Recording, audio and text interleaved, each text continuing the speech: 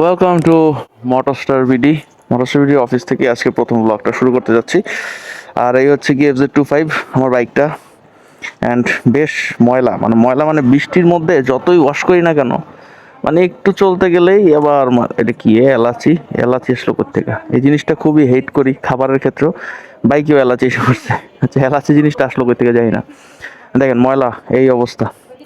এইখানে এখানে একটা আসলে FZ25 এর জন্য এখানে একটা সেট করা দরকার, কি বলে সাইলেন্সার গার্ডটা আমাদের কাছে নাই। বাট এই যে বাম্পার, FZ25 এর জন্য bumper, carrier, double support carrier, saddle এগুলো পেয়ে যাবেন।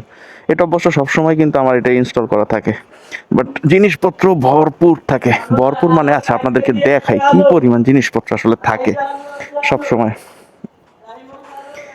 এই যে চাবি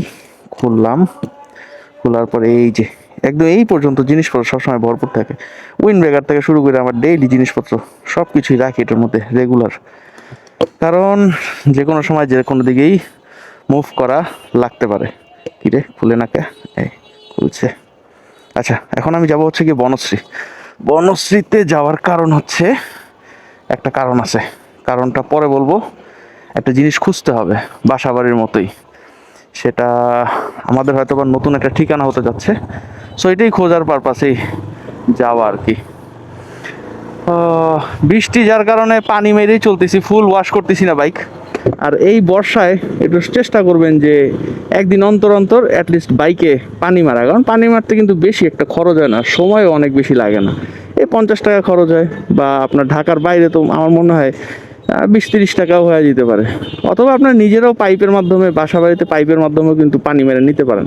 এই ইঞ্জিনে ময়লা টয়লা থাকলে তখন হয় কি যে বাইকের পারফরমেন্সটা ভালো থাকে না, গাড়ি ওভার হিট হয়, এরকম কোনো ইস্যু আছে, অনেক কিছু ইস্যু আছে। সো পানি মেরে পরিষ্কার রাখার চেষ্টা করবেন। আজকে এখন পানি মারবো না, সন্ধ্যার সময় পানি মারবো, কারণ এখন অলরেডি ফোটা একটু বৃষ্টির একটা ভাব পাচ্ছি। এই রে বাবা, এদিকে এত জ্যাম কেন? এই সময়টা ভালোই তো জ্যাম। এদিকে যাব বুঝা নেই, যাওয়া ঠিক হবে এদিক দিয়া? ওদিক দিয়ে আরেকটা রাস্তা আছে, ওই দিক দিয়ে যাই। আর একটা রাস্তা আছে ওই সাইড থেকে যাই, এটা ভালো হবে। এই আবার বৃষ্টি শুরু হইলো, দূর বাইরে এলাম এর মধ্যে বৃষ্টি শুরু হইলো।